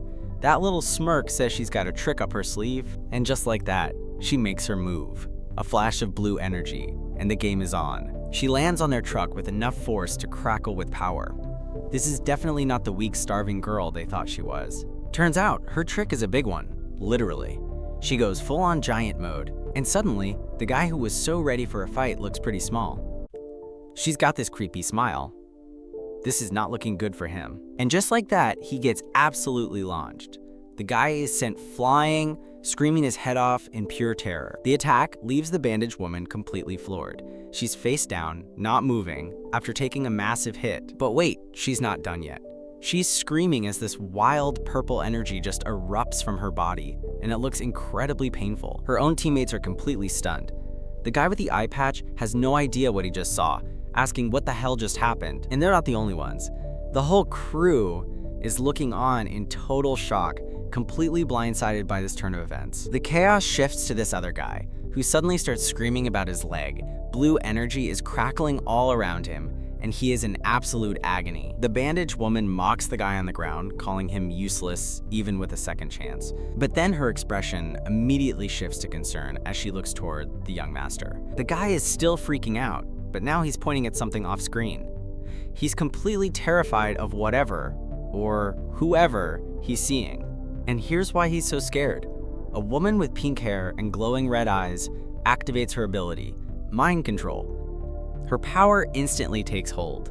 His own friends, their eyes now glowing red, turn on him and start gaslighting him, claiming he just fell and broke his own leg. He absolutely loses it, realizing they're all setting him up. So he does what any spoiled rich kid would do, threatens to call his dad to come kill them all. He screams for his dad to come and save him. And judging by the sound of things, it seems like someone is on their way and they are coming in hot. And who's enjoying all this chaos from the sidelines? Our boy Su Chen, of course. He's watching this whole family drama unfold, thinking it's gonna be fun to watch. A sleek black car pulls up, and the whole street goes quiet. Armed guards surround the vehicle as Su Chen and his crew look on, wondering who just rolled up. The door opens, and a single, polished dress shoe steps onto the pavement. You can tell just by the entrance that this isn't some random guy. This is someone with serious power. And there he is, the dad. He steps out with his entourage, looking very important and very annoyed, demanding to know what's going on. One of the shelter's guards runs up, trying to explain that his brother brought dozens of doctors seeking refuge. But then he brings up the young master, and the story takes a turn. Because the young master is on the ground, screaming for his dad to kill everyone. He's still in agony, pointing at his leg and demanding revenge. But in a shocking twist, the dad doesn't help him. Instead, he grabs his own son and violently shoves him to the ground. He then absolutely lays into his son, furious about his entitled young master attitude. He screams that he's told him time and again to treat everyone who comes there with respect. He immediately turns to the crowd and gives this big, inspiring speech about building a new home for humanity. The people are totally eating it up, moved by this supposedly kind and benevolent leader. After all that public drama, Su Chen gets the good news. Thanks to the city lord's grand gesture, his group is now officially allowed to stay. But just as they're getting settled, Su Chen realizes someone is missing. He looks around, but can't find Dwan Ya anywhere. It turns out they didn't stay in the city after all. The group is now camped out in the wilderness, questioning why they passed on the safety of the shelter. Su Chen explains his reasoning, much to everyone's concern. He tells them the city lord's whole good guy speech was just an act, and that he's actually incredibly dangerous. The bandaged woman, Bai Chang, gets a little flustered, thinking Su Chen is just worried about her personally. But Dwan Ya has to gently correct her, explaining he's worried about the safety of the whole group. Dwan Ya sighs, worried they won't even get to sleep tonight. This freaks out Bai Chang, who wonders what on earth Su Chen has planned for them. We don't have to wait long to find out. Su Chen turns to Dwan Ya and Bai Chang and tells them to follow him. It's time to see what he's got up his sleeve. All right, so Su Chen and his crew are trying to lay low, but of course, that doesn't last. Some local toughs roll up, and they are not looking for a friendly chat. And just like that, things get complicated. Dwan Ya, the university idol, points the finger right at Su Chen, accusing him of stealing medicine meant for an injured soldier. But Su Chen isn't even breaking a sweat. He casually explains that he wasn't running away, he was just trying to avoid, accidentally wiping out the entire city block. The local muscle isn't buying it. They just see an unarmed kid talking big, and one of them looks way too excited about the idea of a fight. So Su Chen decides to give them a little demonstration. One punch is all it takes to make the first guy, disappear. His buddy's reaction says it all. They picked the wrong fight. Panic mode activated. The leader starts screaming for everyone to open fire. Suddenly, this isn't a casual shakedown anymore. But bullets don't mean much to Su Chen. In a blur of motion, he takes out the entire crew, ending with a blade right at the leader's throat. Checkmate. The guy is begging for his life, but Su Chen just looks bored. He's not here for apologies, he's here for information. And he gets it. Turns out, the local city lord is in bed with a nasty group called the Devourers Clan, and they've got a secret weekly trade going on. And what are they trading? People. The Devourers are cannibals, and the city lord is supplying them with human livestock from the city's refugee population. This is where the victims end up, locked away and waiting to be served for dinner. The sheer terror has broken them, turning fear into madness. Faced with Su Chen's crew, the old man spills everything. The truth is so horrifying it sends Bai Chang, a hardened soldier, into a rage. The old man is still confused, asking what the big deal is. Isn't it just food? He has absolutely no idea who he's talking to. Because for the Devourers, food looks like this. They're not just killing people, they're savoring the cruelty as they feed. But then, something goes wrong for the monster. A sudden burst of energy rips through it from the inside out. And now we see why. A much bigger, badder monster just showed up, and it looks like it's absorbing the smaller one to power up. Everyone is frozen in terror as the monster transforms. The old man realizes he's just led them all into a death trap and starts begging for his life again. But Su Chen? He's got that look on his face again. He stops the monster, smirks, and tells the old man he's not done with him yet. The monsters are just casually watching him fall, wondering where he came from. One of them seems to have a pretty good idea what to do with him. Yep, definitely not friendly. The guy tries to explain himself, but the monster is only interested in one thing: lunch. And bam, before he can even finish his sentence, he gets absolutely rocked. That's gotta hurt. But wait, plot twist. The guy isn't just falling. He's being dangled like a puppet by some giant, shadowy figure. And she's not happy about her toy getting broken. Turns out the giant is a woman, and she's not exactly thrilled about this whole situation. She seems to be following orders, even if it means sacrificing someone. Having lost her first toy, she just grabs a new one. This time, it's one of the smaller monsters, and she's got some new games in mind. Meanwhile, someone else is having a really bad day. Just when you think you're safe, you walk right into an ambush, but the ambushers didn't count on this. A pink-haired sniper starts lighting them up with perfect headshots, proving these monsters aren't as tough as they look. The monsters are completely stunned. 3 shots, 3 kills, right in the weak spot. Someone clearly did their homework, and the hits just keep on coming. Even their defenses are getting shredded like paper. One of the monsters is getting absolutely manhandled. You can just feel the power radiating off whoever's got a grip on him. And who's behind all this chaos? Of course, it's Su Chen, looking completely unfazed. He's not just fighting them, he's sending a message. He's not just about brute force, though. Su Chen's a scientist at heart, always curious about how these things tick. And then he unleashes his real power. This is the guy who came back from the future to save the world, and he is not messing around. Later, Su Chen's foreknowledge gets him into some complicated conversations. Someone wants to know how he's aware of a secret deal between the city lord and the monstrous devourers. Su Chen's response? He just casually pulls a luxury bed and a 5-star meal out of thin air. His storage space has some serious perks. His companions are appreciative. Dwan Ya points out he doesn't need to get involved in the city's dirty politics. But Su Chen has a plan. He's not a builder, he's a strategist, and he needs someone experienced to help him create a real sanctuary. And it turns out, the perfect person for the job is right here, in this corrupt city. Now they just have to find them. While Su Chen is planning, his allies are enjoying the downtime. Looks like the whole crew is getting in on the R&R. Su Chen walks in and is a little surprised. Maybe he wasn't expecting the party to start without him. His companions, Dwan Ya and Bai Cheng, are just really grateful for a chance to live like humans again. And they have a very hands-on way of showing their appreciation. The next morning, things get complicated.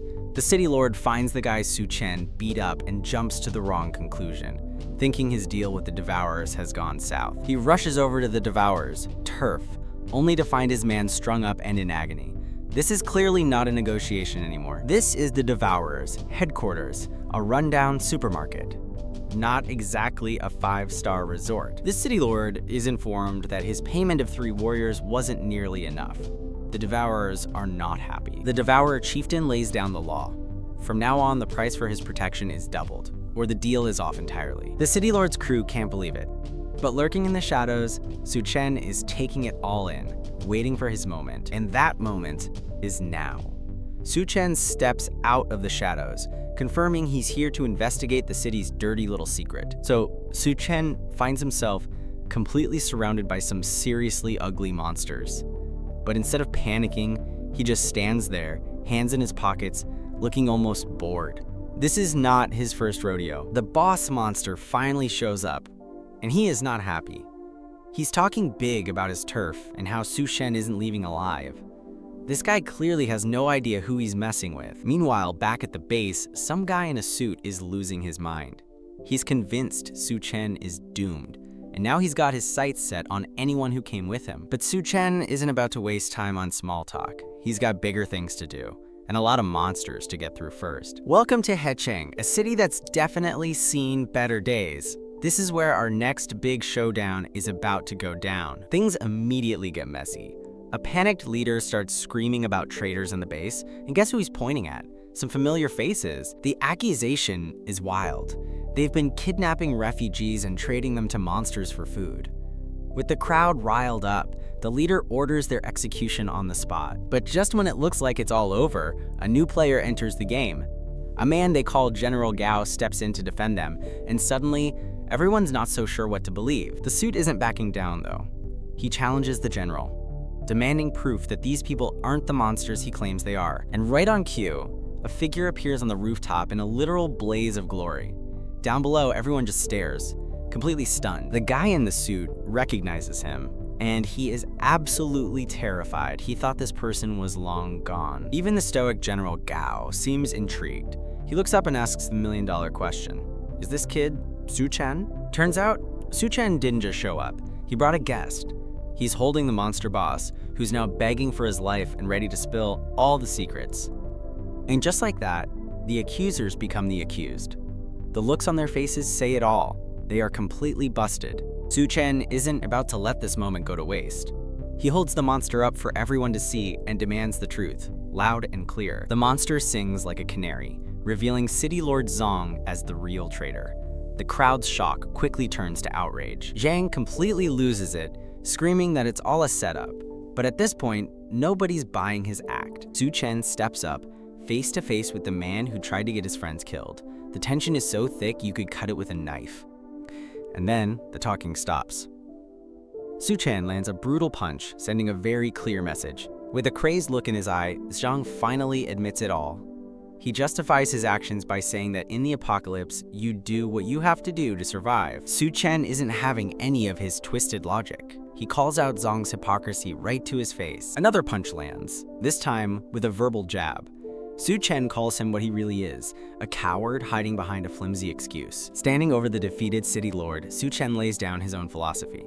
There's a difference between surviving and preying on your own people. He makes it clear that his way is different. They won't become the monsters they're fighting. With the old leadership dealt with, Su Chen turns his attention to General Gao. He makes an offer. Let's build something new, together.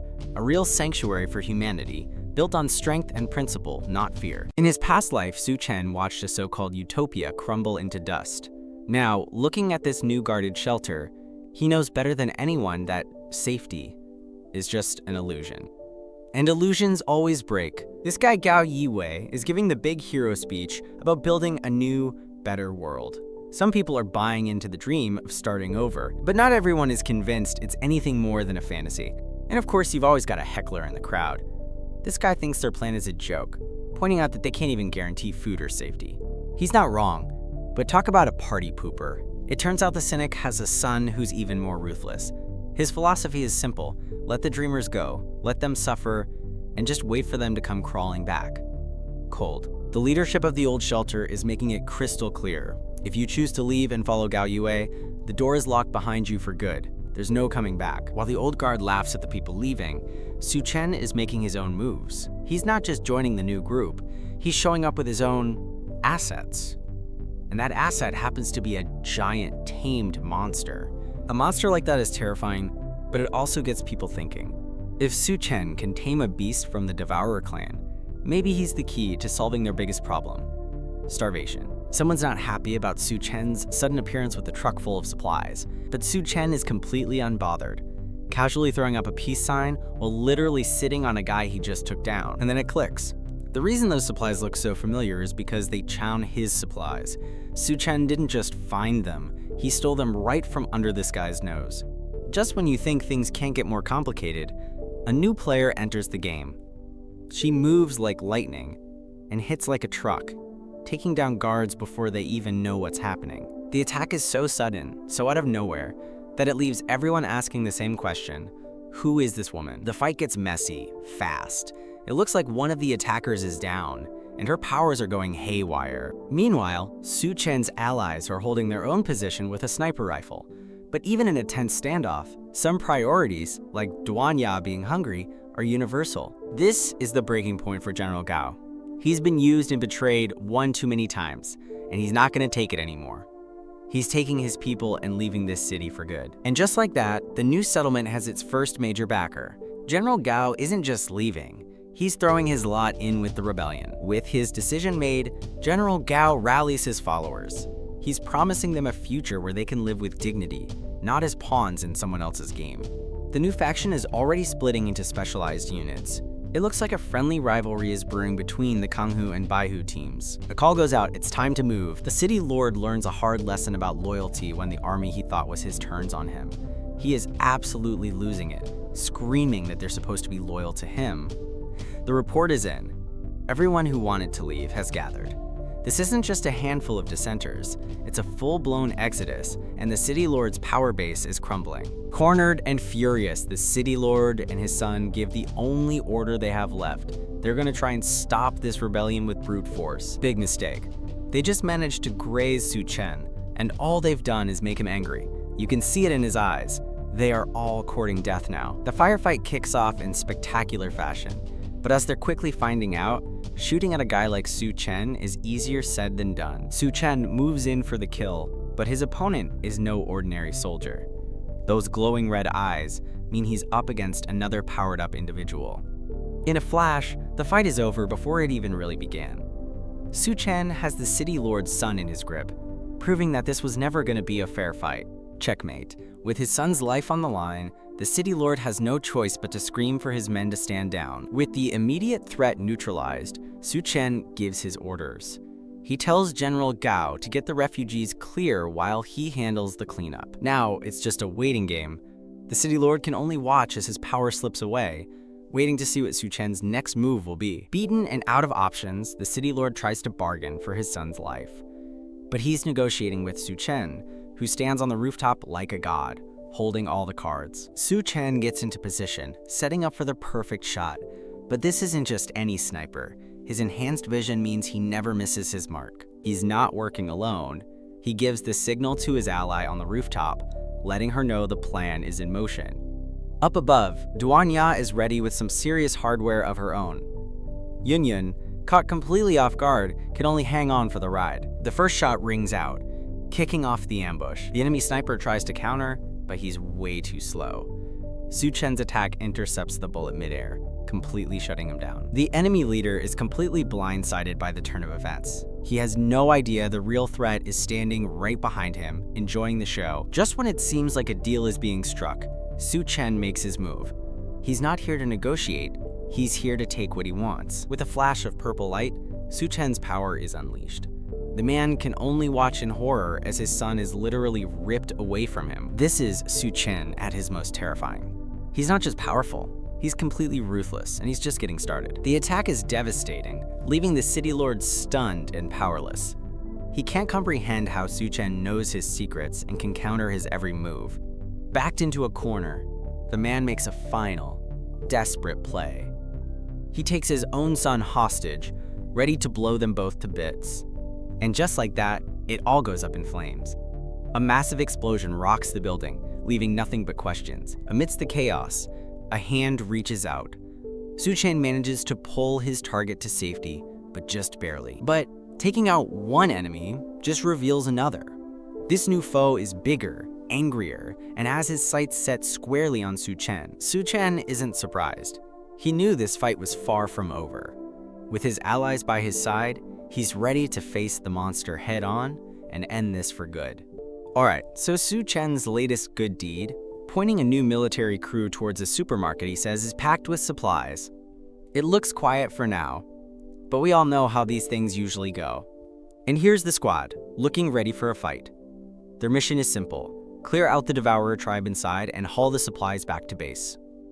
No time for a big speech, the captain gives the order, and it's on. They storm the place, ready to light it up, but they immediately slam on the brakes. Whatever they're seeing, it is definitely not what they expected. Turns out, the party's already over. The entire Devourer squad has been wiped out before these guys even fired a shot. So the mission is a success, but you wouldn't know it from the captain's face. While his men load up the truck with free supplies, he's just stewing. And there's the real problem. The captain is furious that this pretty boy, Su Chen, is going to get all the credit for a mission he didn't even have to fight. Meanwhile, way up on a comms tower, we meet two of Su Chen's other allies. And yes, that is a giant Dwan Ya, thanks to some kind of illusion power. But Dwan Ya has bigger things on her mind than a late pickup.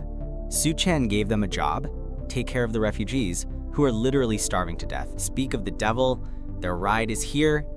The pink-haired girl gives the signal to move, warning that her mental power to cloak Dwan Ya's size won't hold up if they get too close. And just like that, they're back at the base. The captain reports to his general: mission accomplished. They've secured a massive haul of supplies, all thanks to Su Chen's tip. The general seems almost shocked, like he can't believe the tip actually paid off. The captain has to admit it. Su Chen wasn't lying. The guy really might be the key to solving their entire food crisis. And with that, the people have a new hero. To them, Su Chen is nothing short of a savior. But our salty captain isn't buying the hype. He's convinced this pretty boy is just a master manipulator brainwashing everyone into thinking he's a hero. Not to be outdone, the captain decides to one-up Su Chen's supply run. He announces a bold new plan: They're going to raid the city's armory. This new plan gets a mixed reaction. Raiding the official armory is a huge escalation, and his crew knows it. Turns out Su Chen's crew was listening in, and they immediately spot a tiny flaw in the captain's grand plan. The armory is miles away, and they don't have a car. But for Su Chen, that's not a problem. It's an opportunity. He just casually says getting a vehicle is easy and starts to work his magic. And by easy, he meant pulling a massive, armored Humvee straight out of his dimensional storage. The entire squad can only stand there with their jaws on the floor. Su Chen doesn't wait for the shock to wear off. He's already in the driver's seat, telling everyone to quit staring and get in. And just like that, they're tearing through the abandoned streets. Su Chen didn't just get them a ride, he got them a tank. Meanwhile, in another part of the city, a different crew is having a very bad day. They're desperately trying to fill some kind of reservoir, but the water level just won't rise. The guy in charge is completely losing it. He just can't accept that their efforts are failing. And desperation leads to cruelty. He orders his men to start sacrificing people, calling them useless items to be used as bait for whatever is in the water.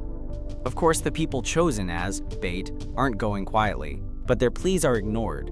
His thugs start throwing them into the dark water, where monstrous water ghouls are waiting below. It's a full-on horror show, and the leader just watches it happen, trying to convince himself and his horrified crew that this was the only way. But you have to wonder, what happened to their supplies? The survivors look like they've been through hell and back, but in the middle of all that despair, a few of them have a different look in their eyes. They've decided they're not going down without a fight. The group makes their way through a shallow stream. They're moving carefully, trying to stay hidden from any unwanted attention. Just when they thought they were in the clear, Su Chen spots more trouble on the horizon. It's the city lord's army, and they're definitely not here for a friendly visit. Luckily, Bai Chang is a pro at this kind of thing and knows a secret route. She's confident they can slip past the army undetected, and Su Chen trusts her lead. So this is Bai Chang's brilliant plan: play dead. The whole group just goes limp and lets the current carry them downstream like logs. Okay, so maybe not everyone got the play dead memo. One of the guys wakes up mid-float and is understandably starting to freak out. Just as the panic starts to set in, Bai Chang realizes they have a much bigger problem. They're not alone in the water. Dozens of glowing eyes are watching them from the murky depths. It's full-on panic mode now as the water closes in. He's drowning, and his survival instincts are screaming. But then, a voice cuts through the panic, telling him not to be afraid. And Su Chen has a moment of pure confusion.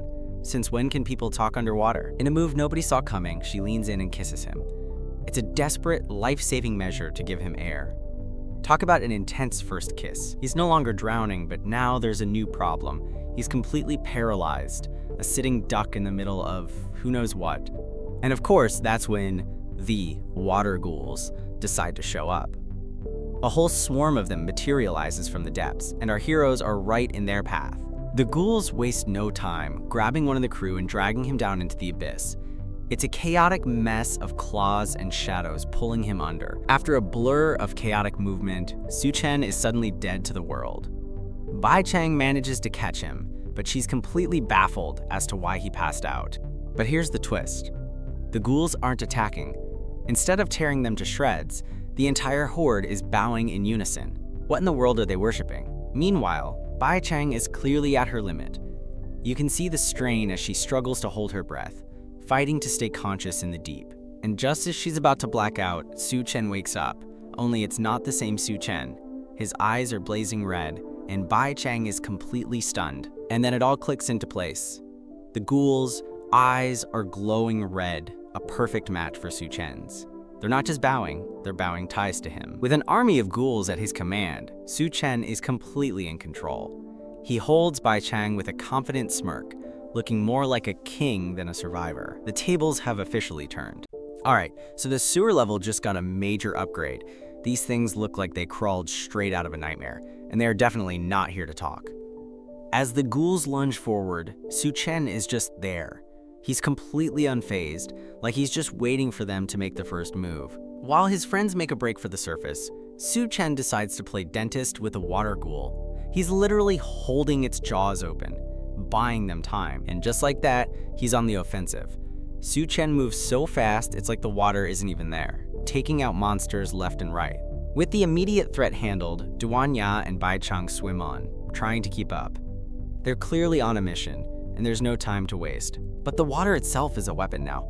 A sudden, powerful current slams into them, and even with her powers, Dwan Ya can't fight it. Just when they thought it was over, more ghouls rise from the depths. The sheer number of them is enough to make anyone's blood run cold. But this is all part of Su Chen's plan.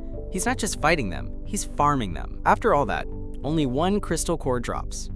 Bai Cheng is annoyed at the terrible drop rate, but Su Chen knows exactly what he's looking for. He doesn't need the core for himself. He's got a much more interesting recruit in mind. With a flick of his wrist, Su Chen sends the crystal core flying. It's not a weapon, it's bait. And right on cue, a sleek black cat with glowing eyes snatches it out of the air. This is clearly no ordinary stray. Dwan Ya is impressed, figuring it's just a lucky survivor. But a cat this fast and smart in the middle of an apocalypse? Something's up. Su Chen, the master manipulator, tries to bargain with a cat. He's offering up some superfish snacks to get his hands on whatever that crystal turned into. The trade is made. The cat gets the snacks, and Su Chen gets a brand new, upgraded core. With a smirk, Su Chen sends the cat down a dark pipe. He's using it as a scout, a furry little drone to navigate the base's ventilation system. Meanwhile, the base's mastermind, Liu Hyun, is losing his mind. He just got played by a cat, not once, but twice, and his ego is taking a serious hit. He throws a lever, trying to regain control of the situation. The whole facility hums with energy as he reroutes the power. Back with the team, they're surprised to find the lights are still on. It's a lucky break, but it also means someone else is here. Su Chen isn't worried though. He knows exactly where they're going. The armory. They move quietly through the base, one step at a time. Dwan Ya can't shake the feeling that they're being watched. The silence in this place is almost louder than the monsters outside. But Su Chen just keeps walking, completely confident. He tells them there's nothing to worry about because he's already taken care of the security. And then they see it. A massive underground arsenal, packed with enough weapons to arm a small army. Xiaofeng is losing his mind with excitement, already dreaming of tanks. Dwan Ya has to remind him to keep his cool. This place could still be dangerous. Su Chen just laughs it off. He's not worried in the slightest. Dwan Ya brings up a good point though. Finding all this gear is one thing, but how are they supposed to get it all out? Before Su Chen can answer, a sudden, loud noise echoes through the armory. Everyone freezes, realizing they're not alone after all. And just like that, Xiaofeng hits the jackpot. The absolute madman actually found a tank, and he could not be more hyped about it. Well, the celebration was short-lived. Turns out, the tank came with a giant, multi-eyed security system, and Xiaofeng is running for his life. Just when you think you've seen it all, the apocalypse throws another curveball. Su Chen and Dwan Ya realize they're in way over their heads. Something big and ugly gets hit with an even bigger blast. But the real question is, where did that attack even come from? Turns out, the friendly fire is coming from their own tank. The poor guy inside can only scream as the vehicle goes completely haywire. And just like that, their ride is hijacked by some kind of psychic force. While the soldier inside panics, Su Chen just watches, totally unfazed. This is the moment he's been waiting for. With a single command, Su Chen decides to show everyone what he can really do. Suddenly, they're not on a battlefield anymore. Su Chen pulls them into his own private dimension, a pocket space he controls completely. Dwan Ya is absolutely floored. She just realized Su Chen didn't just save them. He packed up an entire military tank like it was carry-on luggage. Yep, there it is, a whole tank just chilling in his personal inventory. Even his cat seems impressed by this ridiculously overpowered ability. Xiaofeng wonders if this cheat code works on the big boss. But Su Chen clarifies, his pocket dimension has a strict, no monsters allowed policy. With the tank safe, Dwan Ya decides it's her turn to step up. She's ready to face the monster head-on, even if it means going alone. But Su Chen has other plans. He's not about to let his ally run off on a suicide mission, and he's not exactly subtle about it. And just in time too. The monster unleashes a devastating attack right where they were standing, forcing Su Chen into a high-speed escape. Unfortunately, the tank wasn't so lucky. It takes the full force of the blast and gets completely obliterated. Even while being carried to safety, Dwan Ya is still trying to call the shots. She insists she can handle the monster so Su Chen can go help their friend. He sees the look in her eyes and knows she's serious. Fine, he'll let her have this one. Just kidding. As if Su Chen would let someone else have all the fun. He drops Dwan Ya off and squares up against the beast himself, radiating pure confidence. He's not just here to fight, he's here to collect. Su Chen makes it clear that this monster's power source is about to become his new favorite toy. The apocalypse just keeps finding new ways to get loud. As the ground shakes and the sky seems to fall, the survivors can only look on in absolute terror. The explosion came from inside their own base, which is never a good sign. Below ground, the water level is dropping fast, revealing something that was supposed to stay hidden. The boss is not happy about his base falling apart. But his crew, they seem to think this is the perfect opportunity for a little mayhem. And just when things couldn't get weirder, a giant, smiling rabbit monster shows up. Su Chen's first thought? Looks like rabbit is back on the menu. But the boss isn't so sure about that plan. There's something deeply unsettling about this rabbit, and it's not just the size, it's that creepy smile. He was right to be scared. The rabbit lunges, a blur of fur and teeth, moving way too fast for a creature that big. The tough guy act evaporates pretty quickly when you're on the receiving end of the attack.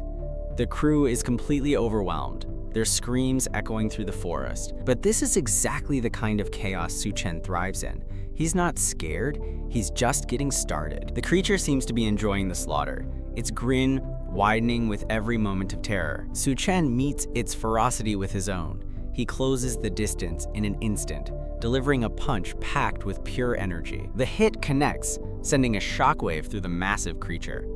Turns out, this wasn't just a rabbit, but something much, much bigger. But it's not going down that easy.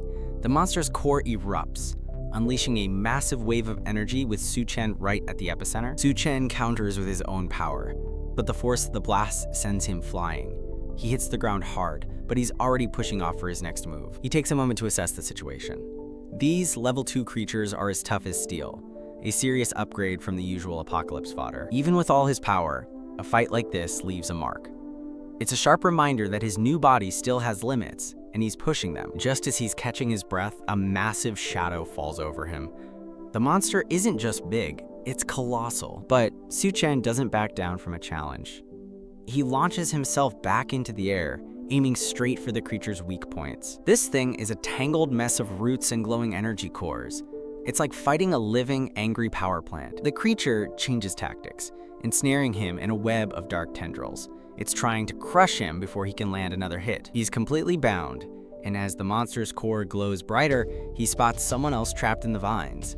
Looks like he's not the only one on the verge of being crushed. There's only one way out of this. Su Chen unleashes a massive burst of power, blowing everything and everyone apart. He tries to use his space jump to get them clear, but something's interfering with his ability. This escape is not going to be clean. In the chaos of the teleport, he finds an unexpected stowaway.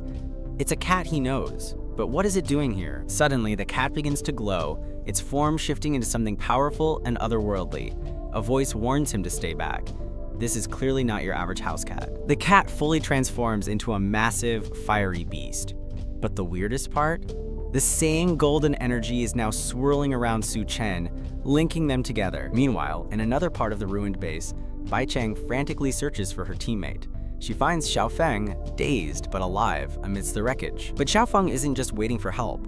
She's found who she was looking for, trapped beneath the rubble, and she's determined to get them out. She starts to clear the debris, but a sudden, sharp crack echoes through the ruins. It wasn't the sound of shifting rock. Something was down there with them, and it was smiling. Elsewhere, Dwan Ya finds herself cornered. As she calls out into the darkness, 3 shadowy figures emerge, and they are definitely not friendly. So a group of survivors thought they'd found a safe place to lie low.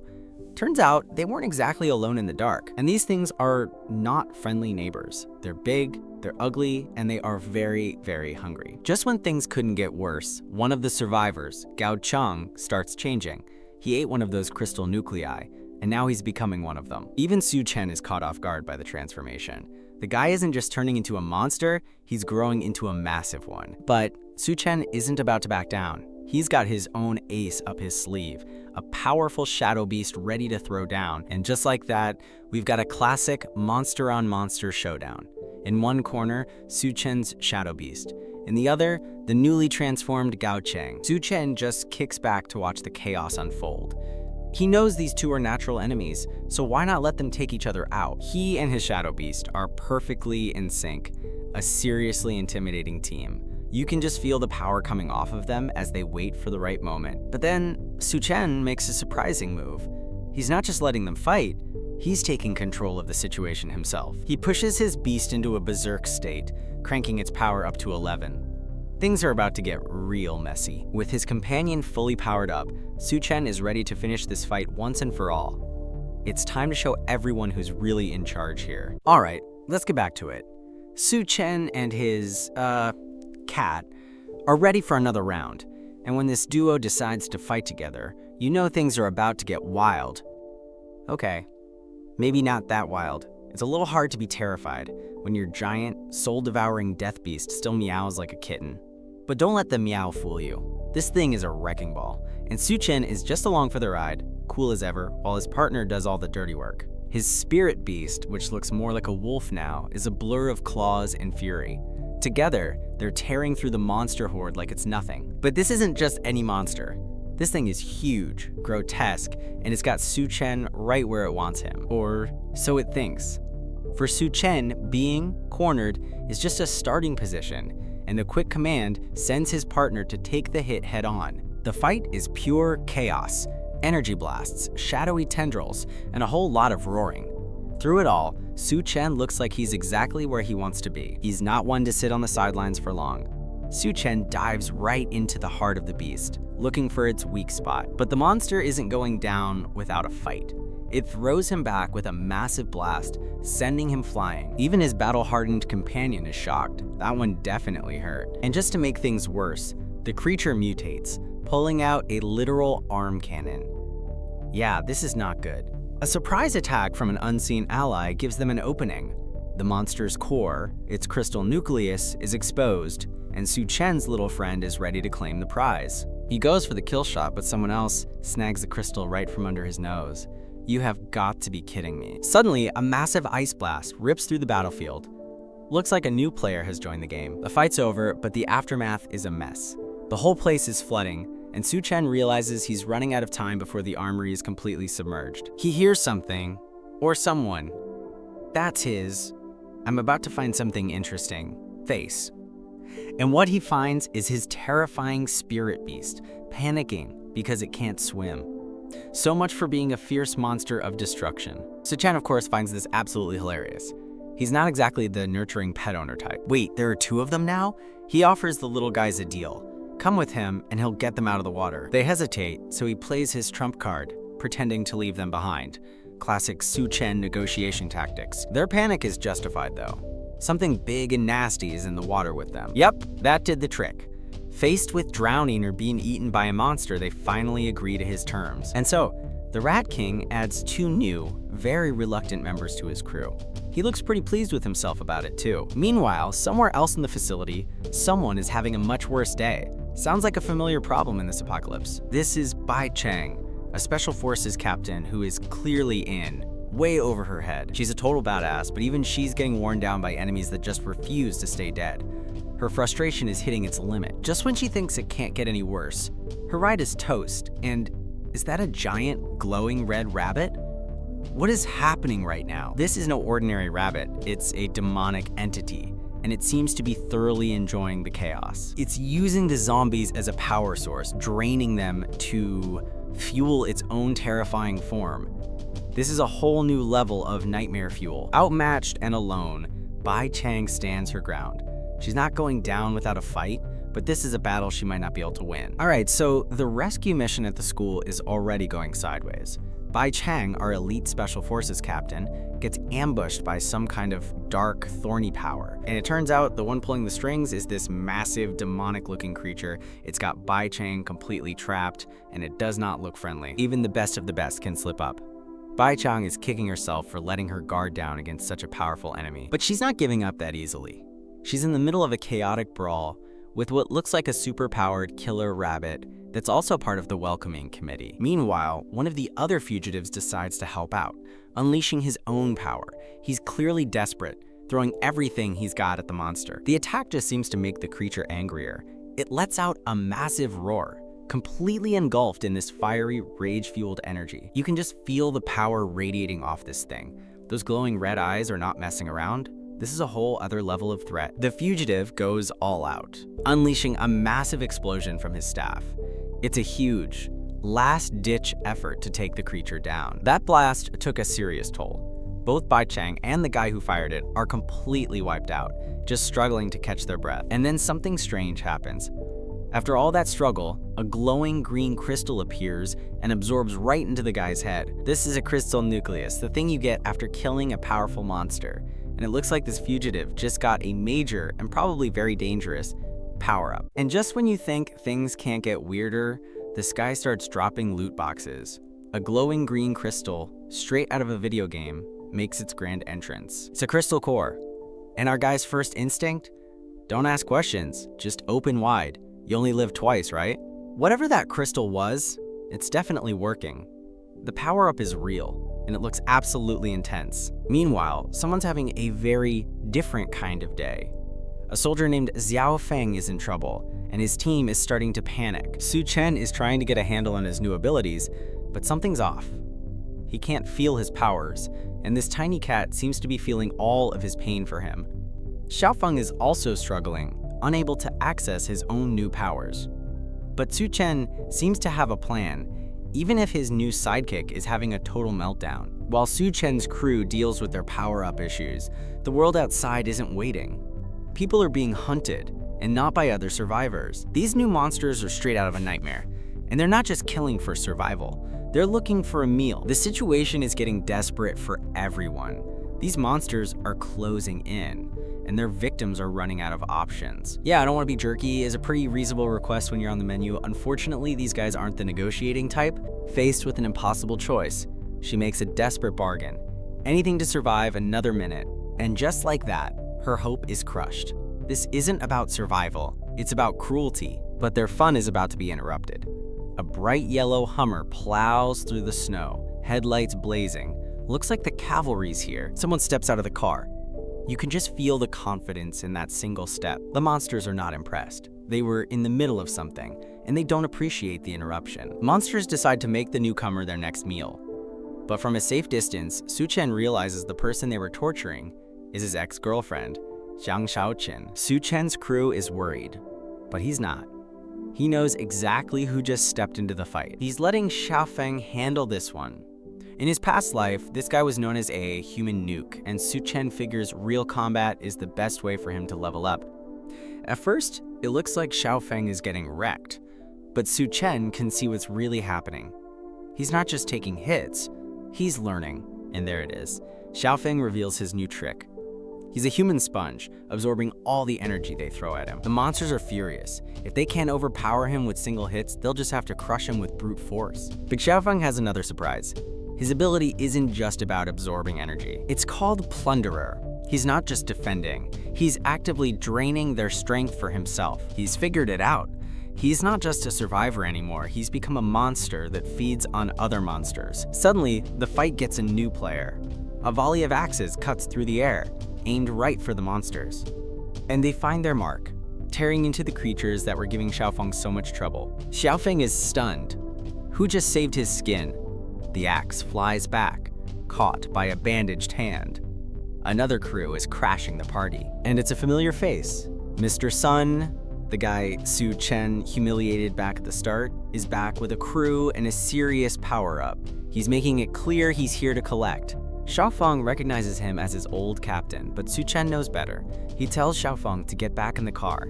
This is his mess to clean up. Su Chen is already prepping for the end of the world, loading up supplies like it's just another Tuesday. But as he's reminded, things are about to get very, very real. After getting put in his place, the local tough guy is forced to give up his supplies. And what's he hoarding? A single, precious box of dog food. And just like that, Su Chen's crew is out, leaving the big guy to enjoy his new feast.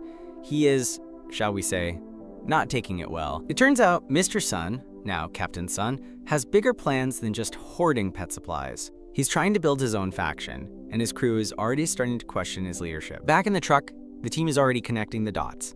It's pretty obvious Captain Sun holds a grudge, but Su Chen seems more contemplative than concerned. You can practically see the gears turning in his head.